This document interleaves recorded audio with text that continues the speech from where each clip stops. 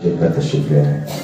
اس کے بعد میں اگلے مقالے کے لیے جناب مولانا قاسم صاحب ندوی سے درخواست کرتا ہوں آپ تشریف لائیں اور 5 منٹ کے اندر اپنے مقالے کا خلاصہ پیش فرما دیں. موضوع ہے نظام تعلیم اور جدید تقاضے. السلام علیکم ورحمۃ اللہ وبرکاتہ. حامداً و مصلیاً اما بعد.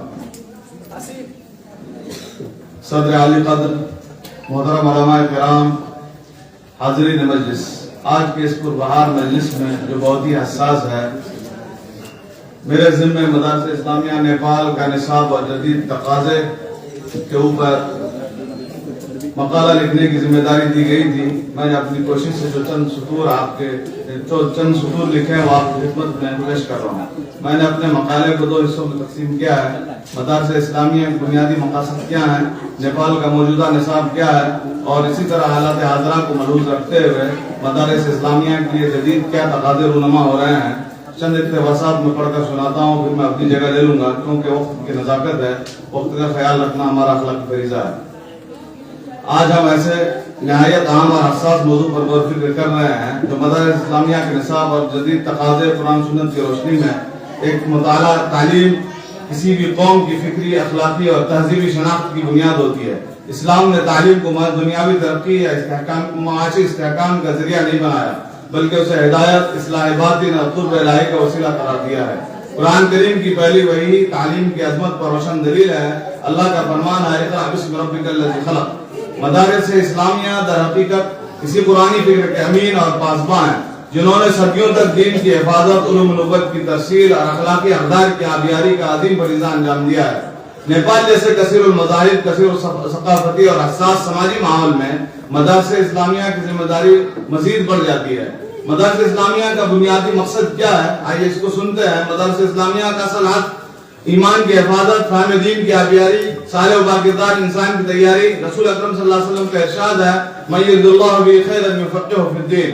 یہ حدیث اس بات کی واضح دلیل ہے کہ دین کی گہری سمجھ اللہ کی خاص نعمت ہے اور مدارس اسلامیہ اسی نعمت کی محافظ اور امین ہے. نیپال کے مدارس اسلامیہ کا موجودہ نصاب ایک جائزہ. نیپال کے مدارس اسلامیہ میں عمومی طور پر درج ذیل مضامین پڑھائے جاتے ہیں: قرآن مجید، حدیث نبوی، عقائد و اخلاق، عربی زبان و ادب، نحو و صرف، فقہ. یہ نصاب دینی تشخص اور اسلامی شناخت کو محفوظ رکھنے میں بڑی حد تک کامیاب رہا. تاہم عصر حاضر میں کچھ عملی اور فکری کمزوریاں سامنے آ رہی ہیں. مثلا عصری علوم سے محدود واقفیت، قومی تعلیمی دھارے سے جزوی ربط، جدید فکری، سماجی اور سائنسی سوالات کا مؤثر جواب دینے میں دشواری. جبکہ قرآن مجید نے وسعت علمی اور جستجو کی تعلیم دی ہے. وقل رب زدنی علما. یہ آیت اس حقیقت کی رہنمائی کرتی ہے کہ علم نافع جہاں سے ملے اس کے حصول میں تنگ نظری مناسب نہیں ہے.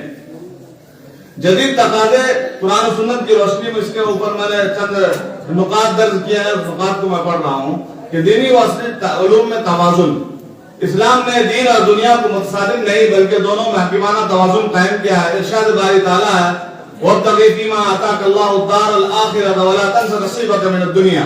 اسی اصول کی روشنی میں مدارس کے نصاب میں نیپالی زبان و ادب، انگریزی، ریاضیات، سائنس اور سماجی تعلیم کو مناسب انداز میں شامل کیا جانا چاہیے تاکہ طالب علم ایک اچھا مسلمان ہونے کے ساتھ ساتھ ایک ذمہ دار شہری بھی بن سکے.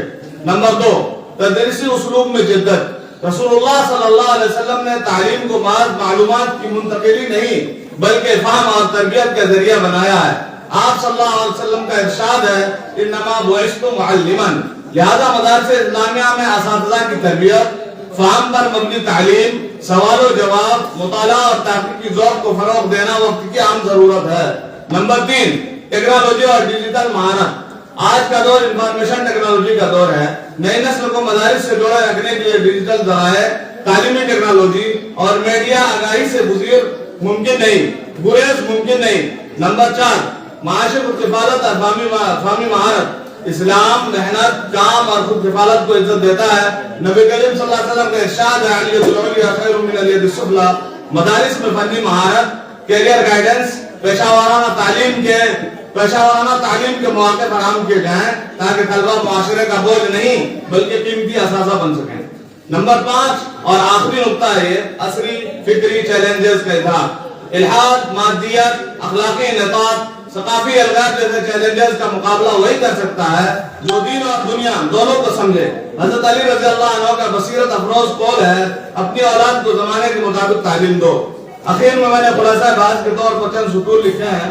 خلاصہ بحث یہ ہے کہ مدارس اسلامیہ نیپال اگر قرآن و سنت کی بنیاد کو مضبوط رکھتے ہوئے دینی تشخص اور نیپالی آئینی تقاضوں کے اندر رہ کر نصاب میں حکمت کے ساتھ اصلاح کریں تو وہ ایسے علماء، داعیان اور قائدین تیار کر سکتے ہیں جو دین کے سچے نمائندے، معاشرے کے رہنما، ملک و ملت کی تعمیر میں مثبت کردار ادا کرنے والے ہوں۔ آخر میں ہم بارگاہ الہی سے دست بدعا ہیں کہ اللہ تعالی ہمیں ایسا متوازن، بصیرت افروز، مؤثر نصاب تعلیم و تربیت ترتیب دینے کی توفیق عطا فرمائے جو قرآن و سنت کا سچا امین اور اس کو فتنہ اور پرآشوب دور کے چیلنجز کا حکیمانہ جواب بن سکے۔ اتنا ہی، وما توفیقی الا باللہ، والسلام علیکم ورحمۃ اللہ وبرکاتہ۔ ماشاءاللہ، جزاکم اللہ، آپ نے اپنے وقت کے اندر اپنے مقالے کا بہترین خلاصہ پیش فرمایا ہے۔ اب بلا